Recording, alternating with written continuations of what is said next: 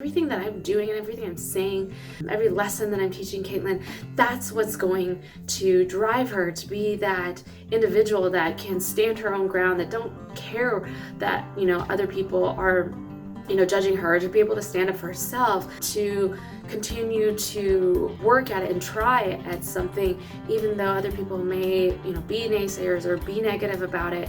I think that it's really important that we look at instilling these values in the next generation.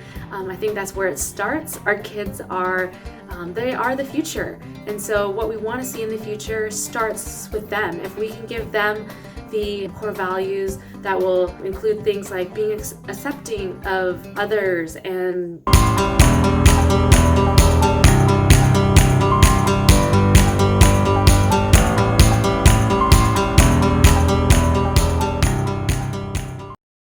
Hi everyone, welcome back to my Mommy's Life channel, where I share with you guys my journey as a first-time mom, dentist, and business owner. If you guys are new to this channel is all about giving you guys tips, tricks, motivations, just mental toughness that will get you guys to the next level, continue to dream big, and do all the things you've always wanted even before you had your baby. So in today's video, I want to share with you guys an amazing find. Okay, so here's the backstory. Caitlin, for the last several months, have just been completely fixated on this one book. And now we always read a book before her bedtime, and she just did not want any other books except for this book for months and months. And so it was driving me crazy. And so this week I set out to find a new book that she could obsess over, so that it could give me a break from that other book too. And I came across this. It's called The World Needs More Purple People by Kristen Bell and Benjamin Hart. When I first picked it up, I thought that the characters looked really cute, and Caitlin loves to see other little kids. So I thought this would be a really interesting one, and I was kind of curious about what the title meant. And what this book is about is actually ways to become a purple person. A purple person is somebody that is unique, that is undeniably themselves, how to be that special person.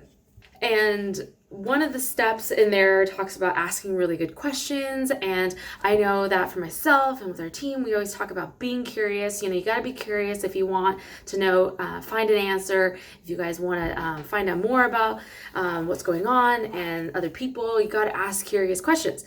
You won't know until you ask that question.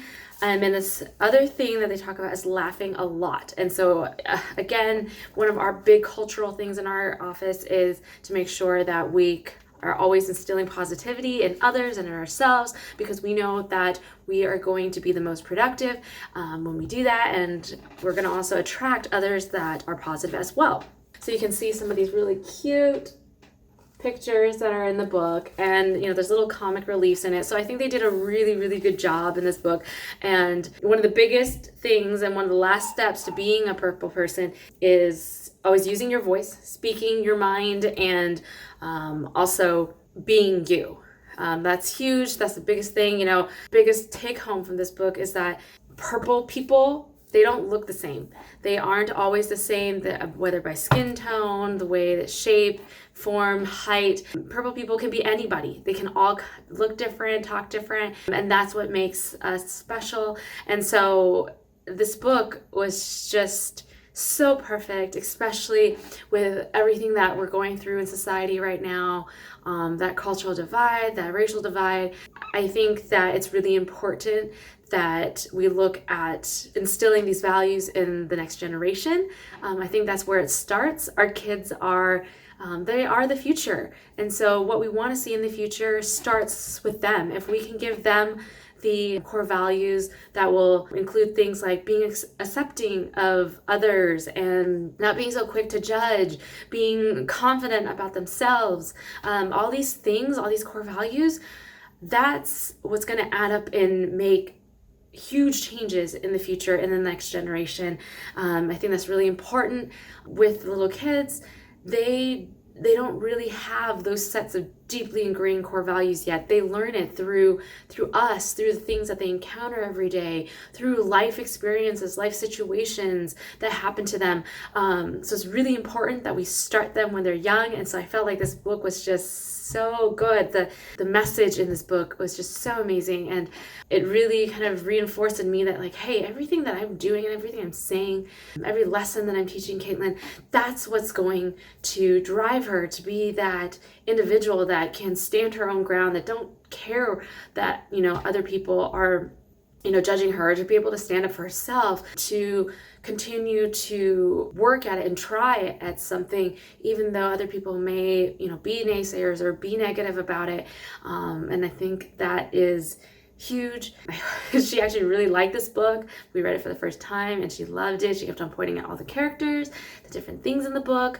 So I hope that you guys, you know, continue to do the same as well with your kiddos. You know, when's the last time we ourselves looked in the mirror and, you know, we were confident in ourselves, you know, we were being positive with ourselves, you know, reinforcing all the things that we were doing good. This is an everyday thing, and especially right now with all this focus on racism and all that, you know, for myself, I can't say that I had it as tough. I never felt, you know, fortunately threatened in that way. However, you know, I remember when I first started dental school, my first year, I was just out shopping and it was a college town and people were like, oh, you know, what are you out here doing? And I told them I was going to dental school. And the first response that this guy had was, oh, you're going to go be a dental assistant. I'm like, no, I'm going to school to be a dentist. And he just gave me this look. And at that moment, I really felt like, because of either